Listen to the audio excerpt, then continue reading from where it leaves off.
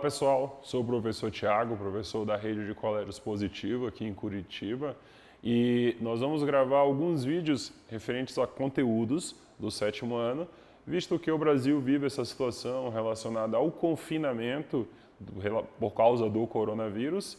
Então, para o pessoal do 7º ano, a gente vai começar com o conteúdo que está presente lá no seu material no capítulo 2, que será sobre aspectos naturais, geologia e relevo, hidrografia do Brasil, ok?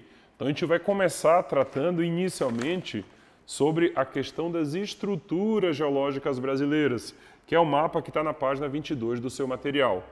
Se você observar, o território brasileiro ele só vai ter 3 tipos de estruturas, né? Que são os crátons, os dobramentos antigos e as bacias sedimentares. Os crátons são formações antigas, bem antigas. Lembre-se que a ideia do tempo geológico é diferente do nosso tempo biológico, vamos dizer assim. Então, do tempo geológico, o cráton é muito antigo porque ele é uma formação de mais de 3 bilhões de anos. E essa estrutura, como ela é muito antiga, ela já está extremamente solidificada e por isso que elas vão se chamar de escudos cristalinos, ok? Também nós vamos ter os dobramentos antigos. Esses dobramentos antigos vão ser algumas formações que serão lá do período do pré-cambriano, em virtude que elas se formaram justamente por causa do movimento da crosta terrestre, né? E acabaram formando esses dobramentos, sofrendo esse processo de dobramento e que vão dar origem ao que a gente chama desses dobramentos antigos, diferentemente dos modernos, que aí já é algo mais recente. Algo próximo aí de 270 milhões de anos, já podemos considerar aí como algo recente. Então, no Brasil, no caso, ele vai formar algumas regiões de serras e de chapadas. Por exemplo, aqui na região sul do Brasil, a gente vai ter a Serra do Mar, que é esse dobramento antigo, em virtude desses movimentos aí geológicos. E por último, no mapa, a gente vai ter as bacias sedimentares, que vão se formar em regiões mais baixas, né?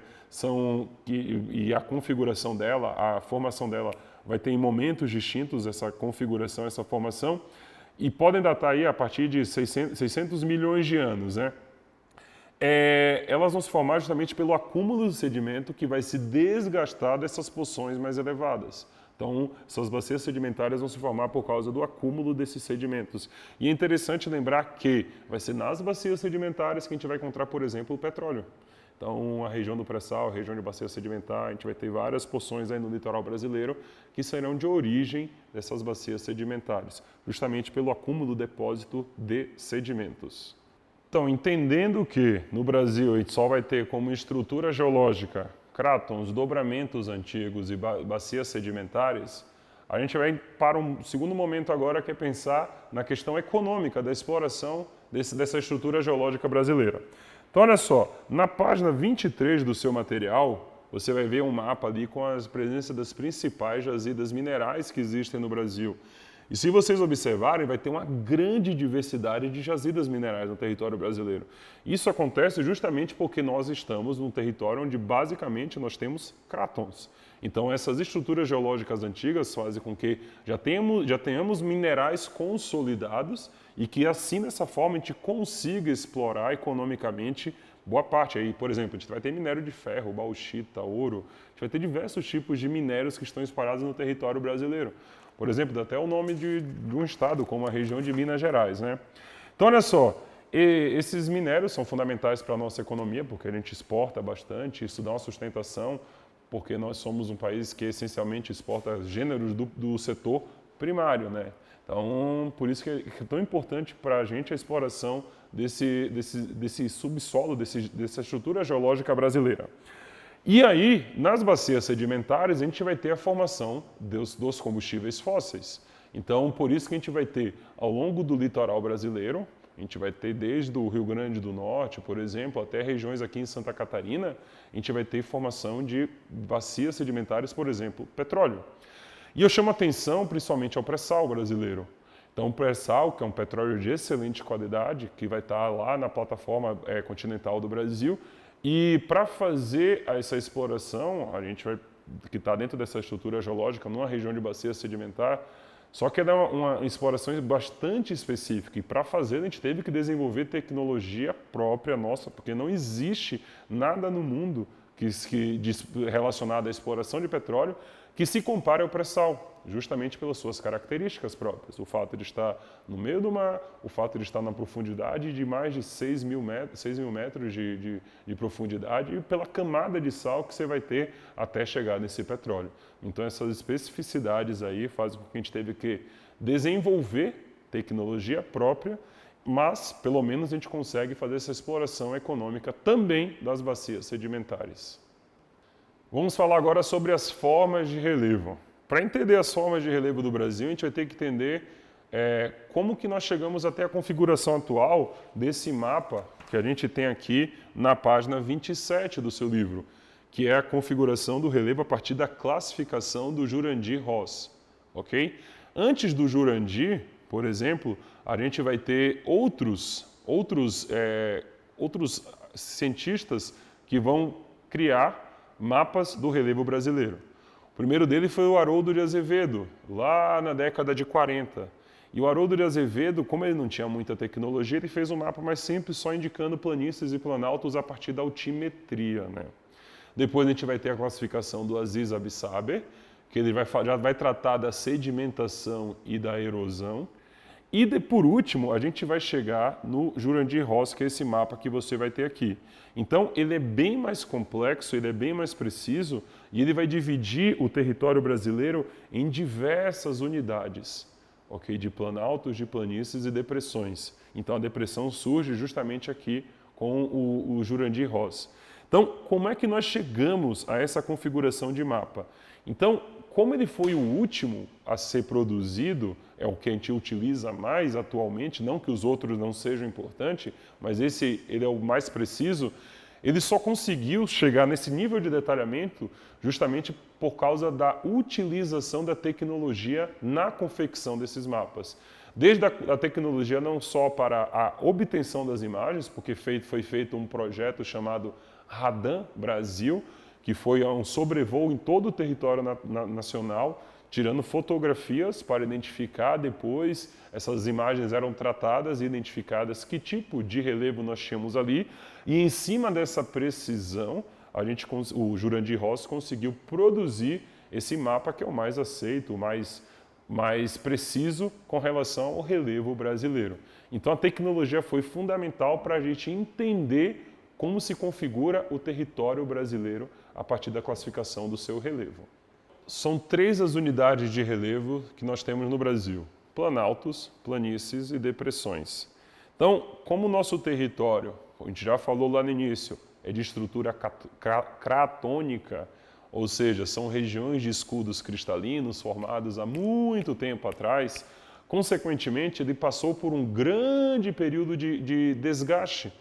Okay? Então, por isso que as nossas altitudes elas não são tão elevadas. A gente viu isso lá no capítulo 1, quando falamos dos principais pontos mais elevados aí do Brasil. Então, as nossas altitudes não ultrapassam 3.000 metros, por causa da nossa configuração geológica. Então, para diferenciar o que é planalto, planície e depressão. Então, planalto vai ser locais elevados, planos, que podem também se manifestar através de chapadas, né, onde terão as escarpas limitando esses planaltos e aonde sofre o processo de desgaste. E esse desgaste vai gerar erosão. E essa erosão, esse sedimento gerado vai ser levado para algum local mais baixo e aí vai dar origem vai se depositando ou em regiões de planície ou em regiões de depressões. Então, o planalto ele é o mais alto, os locais mais altos do território brasileiro, onde vai haver o desgaste que vai dar origem a sedimentos. A depressão e a planície, elas vão se diferenciar porque a depressão ela vai ser uma porção mais baixa, mas cercada de regiões mais elevadas, enquanto a planície é o local onde ela vai também receber sedimentação. Depressão e planície recebem sedimentação. Porém, a depressão ela vai ser cercada por regiões mais altas. Então, as planícies, a gente vai ter muita planície nas regiões litorâneas, planícies onde estão os rios, e depressões elas podem estar tanto no planalto, como, por exemplo, uma depressão relativa, e em regiões abaixo do nível do mar, como depressões absolutas. Então, só para relembrando, então vamos ter 3 unidades de relevo no Brasil: planícies, planaltos e depressões. Vamos tratar agora de hidrografia do Brasil. Então, a hidrografia vai ser dividida em 3 porções, né? O mar territorial, as bacias hidrográficas e as águas subterrâneas. O mar territorial tem um mapa interessante ali que mostra ele lá na página 29 do seu livro didático. É toda essa parte aí com azul mais escuro. E ele remete justamente ao mar que vai pertencer a nós, onde é nossa zona econômica exclusiva. Ou seja, é apenas o local que pode até haver trânsito de outras embarcações, porém só quem pode explorar ali é o Brasil, ok? Então é diferente aí do mar territorial, que é o mar que é nosso, que ninguém pode estar sem a nossa autorização. Então a zona econômica exclusiva, por exemplo, é onde está o nosso pré-sal, que só nós podemos explorar aquela região, ok? Então essas aí é o mar territorial brasileiro, que também é chamado de Amazônia Azul, dado a grande diversidade de vida que a gente encontra nessa região. No segundo momento, a gente tem as águas subterrâneas do Brasil, que as águas que estão abrigadas aí no nosso subsolo. Então são águas que entram a partir acontece a chuva, essa chuva cai no subsolo, esse solo absorve essa água é armazenada, confinada. Eu chamo a atenção para dois aquíferos que tem no território brasileiro. Um deles está aqui na região sul, sudeste, se espalha em outros países da América do Sul, que é o aquífero Guarani, que ele é extremamente vasto, extenso, ok? E que aqui nós já utilizamos as águas desse aquífero aí para o consumo aí das pessoas, das empresas, das indústrias. E o outro aquífero que eu chamo também bastante atenção é o Sistema Aquífero Grande Amazônia, mais conhecido como SAGA, que esse tem um potencial absurdamente gigantesco e ele não está só no Brasil, como também está espalhado em outros países aqui da América do Sul, né? Mas na porção norte lá, como por exemplo o Peru, o Equador e a Colômbia. Então esses 2 aquíferos eu chamaria mais atenção dentro desse universo das águas subterrâneas. Sobre bacias hidrográficas, a gente vai ter o mapa na página 31. Então olha só, como no Brasil a gente predomina aí como forma de relevo o planalto, a gente vai ter muitos locais que serão divisores de água. O que seriam então esses divisores de água? Então, quando você tem 2 vertentes, ou seja, quando você tem a forma de relevo inclinada, 2 vertentes formam um divisor de águas. Então, por isso que a gente vai ter a região do Planalto Central brasileiro, por exemplo, é o local que é o principal divisor de águas aqui. Por quê? Chovendo naquela região onde se encontra, por exemplo, o Cerrado, a gente vai ter distribuição das águas para parte da bacia amazônica, a bacia do São Francisco, a bacia do Tocantins, a bacia do Rio Paraguai, a bacia do Rio Paraná. Então é fundamental que chova naquela região ali do Brasil, porque ali é uma grande distribuição dessas águas dentro do território nacional. E aqui no mapa você vai ver as principais bacias hidrográficas que constituem o nosso território aqui, né? Chama atenção para a bacia do Rio Amazonas, né, que é a maior bacia que nós temos, só que ela não é 100% nacional. Uma bacia que é 100% nacional, que está totalmente dentro do nosso território, de um rio importante, que é a bacia hidrográfica do Rio São Francisco, que também é chamado de Rio da Integração Nacional, né, justamente porque ele corta estados da região sudeste e da região nordeste. A bacia do Paraná chama atenção pela importância na geração de energia que acontece ali. A do Paraguai, onde você vai ter o Pantanal e também vai passar por outros países ali na América do Sul. E tem outras bacias importantes também, como a do Tocantins, Araguaia, as dos litorais aí mais próximos aí do Oceano Atlântico. Só trazendo algumas informações aí de algumas bacias aí, retomando algumas informações aí dessas bacias. Aí a da Amazônia, grande importância aí principalmente para o Rio Amazonas, para a existência da floresta amazônica e como a gente vai discutir em outros momentos na formação, por exemplo, dos rios voadores, mas isso é uma discussão mais para frente quando tratarmos de atmosfera. A bacia do Rio São Francisco eu chamo a atenção principalmente para a situação da transposição do São Francisco, que a ideia da transposição, que é uma obra bastante antiga, no seu conceito, na sua concepção, bastante antiga lá, do período do Brasil, Império ainda, é levar a água do Rio São Francisco para as regiões de clima semiárido do Nordeste através de adutoras, desviando o curso do Rio São Francisco, levando a água onde não tem, onde os rios, eles, no caso, seriam intermitentes, eles deixariam de existir durante períodos do ano, justamente porque é uma região extremamente seca. Na bacia do Tocantins-Araguaia chama atenção para a presença da usina de Tucuruí, que é uma das maiores usinas do planeta, que está ali justamente para ajudar na produção de alumínio naquela região.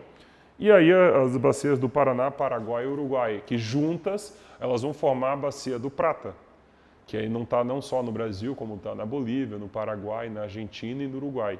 Então é uma região extremamente importante historicamente e para a comunicação aí desses países, para a relação desses países, além de ter a presença aí da usina de Itaipu, que é a maior que nós temos no Brasil. Galera, visto tudo isso, peço que vocês realizem os exercícios da página 35 e 36. E lembrem-se que as respostas aí vocês podem obter através da leitura desses conteúdos que a gente trabalhou ao longo dessa aula. Valeu? Bom estudo para você!